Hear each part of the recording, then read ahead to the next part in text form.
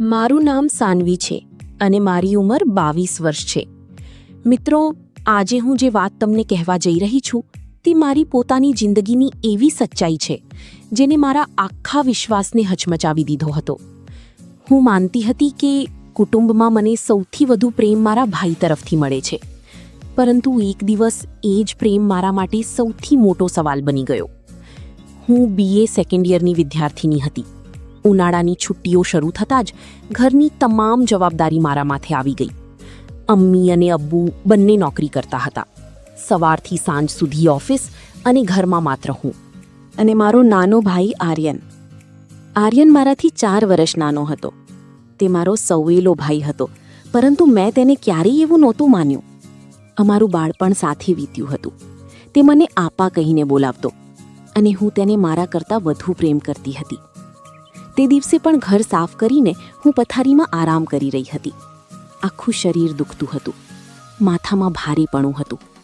ત્યાં જ આર્યન કમરામાં આવ્યો. તેના હાથમાં ગ્લાસ હતો. આપા, શું થયું? ચહેરો ઉતરી ગયું છે? તેના અવાજમાં ચિંતા હતી. મેં આહ ભરીને કહ્યું, શું કહું ભાઈ? અમ્મી સવારથી સાંજ સુધી બધું કામ મારા માથે મૂકીને ચાલી જાય છે. મુલાઝિમ પણ રજા પર છે. મારાથી આ બધું નથી થતું. તે તરત મારી પાસે બેસી ગયો, મારા માથે હાથ મૂક્યો અને બોલ્યો, કોઈ વાત નહીં આપા, હું હમણાં દૂધ ગરમ કરીને લાવું છું, પી લેજે, થોડી રાહત મળશે. તેની વાત સાંભળીને મારા હૃદયને ઠંડક મળી. સાચી જ, આજના સમયમાં આવા ભાઈ ક્યાં મળે છે? તેને દૂધ લાવીને પીવડાવ્યું, પછી કહ્યું, ચાલો માથું દબાવી દઉં. તે મારા સિરહાણે બેસી ગયો. તેના નરમ હાથથી માથાની માલિશ શરૂ થઈ. તેલની સુગંધ, ઠંડી હવા. હું ધીરે ધીરે ઊંઘી ગઈ. જ્યારે આંખ ખુલી ત્યારે રાત્રે 9 વાગ્યા હતા.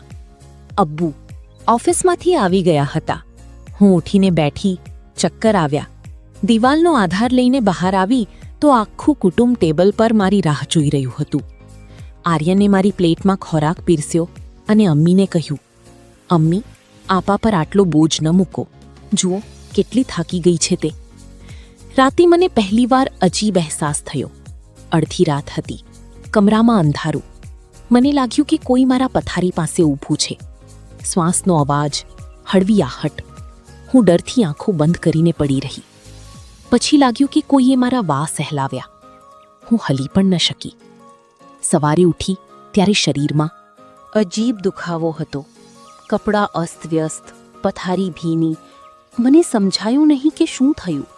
માત્ર હૃદય જોરથી ધબકી રહ્યું હતું. પછી આ ક્રમ રોજ થવા લાગ્યો. આર્યન દિવસમાં ખૂબ પ્રેમ કરતો. મારા વાળમાં તેલ નાખીને માલિશ કરતો. કહેતો, આપા, તમારા વાળ એટલા સુંદર છે કે જોતાં જ મન થાય કે હંમેશા તેમને સ્પર્શ કરતો રહું.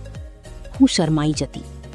ક્યારેક તેના સ્પર્શમાં કંઈક વધારે ઊંડાણ લાગતું, પરંતુ હું વિચારતી, ભાઈ છે, ચિંતા કરે છે. એક રાતે ફરી વહીં થયું. ઘણી રાત વીતી ગઈ હતી.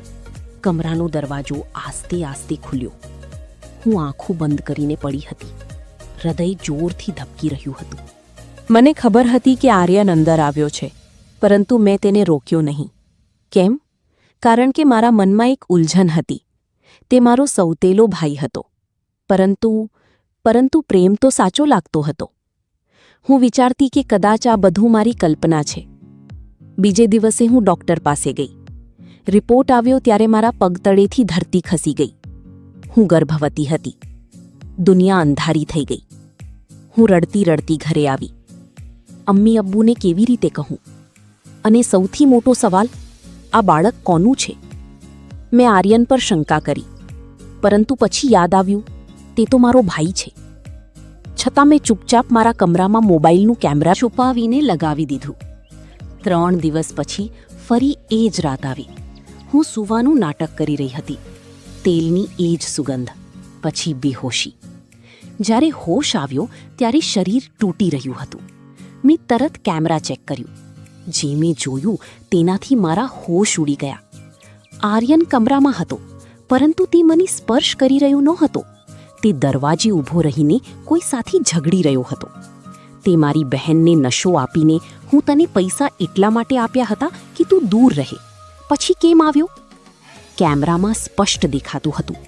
આર્યનના મિત્રનો મોટો ભાઈ, જેને તે પૈસા આપી રહ્યો હતો, તે વ્યક્તિ મારા કમરામાં ઘૂસ્યો હતો. આર્યને તેને પકડી લીધો અને બહાર ધક્કો માર્યો. પછી મારી પાસે આવ્યો, મારા માથાને ચુંબન કર્યું અને રડતા રડતા બોલ્યો, "આપા, માફ કરજે. મને ખબર હતી કે કોઈ ખરાબ નિયતથી તારી પાસે આવી રહ્યો છે. મેં તેને પૈસા આપ્યા હતા કે તે દૂર રહે, પરંતુ તે હું રાત્રે તારા કમરાની બહાર સૂતો હતો જેથી કોઈ ના આવે. પરંતુ એક રાતે તે અંદર ઘૂસી ગયો. મેં તેને પકડ્યો, પરંતુ તને કહેવાની હિંમત નહોતી." મારા આંસુ રોકાતા નહોતા. આર્યને મને બચાવવાની કોશિશ કરી હતી. તે દર રાતે મારા કમરાની બહાર પહેરો આપતો હતો, પરંતુ તે વ્યક્તિએ તેલમાં નશો મેળવીને જ્યારે મેં આ બધું અમ્મી અબ્બુને કહ્યું ત્યારે ઘરમાં તોફાન આવી ગયું. પરંતુ આર્યન મારી સાથે ઊભો રહ્યો. ડૉક્ટર તરીએ કહ્યું, "બાળક સુરક્ષિત છે." મેં વિચાર્યું કે આ બાળકને હું પાડીશ, કારણ કે હવે મને ખબર હતી મારા ભાઈએ મારી ઇજ્જત બચાવવા માટે આ બધું કર્યું હતું. આજે હું માતા બનવાની છું. આર્યન દરરોજ મારી પાસે બેસીને મારા પેટ પર હાથ ફેરવે છે અને કહે છે, "આપા, આ બાળક અમારા કુટુંબનું છે. અમે બધા મળીને તેને પાડીશું." મિત્રો, ક્યારેક ક્યારેક એ વ્યક્તિ જે તમને સૌથી વધુ પ્રેમ કરતો દેખાય છે, તે સાચી જ તમારી રક્ષા માટે પોતાનું બધું દાવ પર લગાવી દે છે. કુટુંબનો પ્રેમ ક્યારેય ધોકો નથી આપતો. ફક્ત વિશ્વાસ રાખો. જો તમને મારી વાર્તા પસંદ આવી હોય તો દિલથી લાઈક કરો, ચેનલને સબસ્ક્રાઇબ કરો અને કોમેન્ટમાં જરૂરથી કહેજો, સાનવી, આર્યન જેવા ભાઈ સાચી જ મળે છે, કે હું તમારા બધાની દુઆઓની મોહતાજ છું. મારી વાર્તા આગલી વિડીયોમાં ફરી મળીશ. ખુદા હાફિઝ.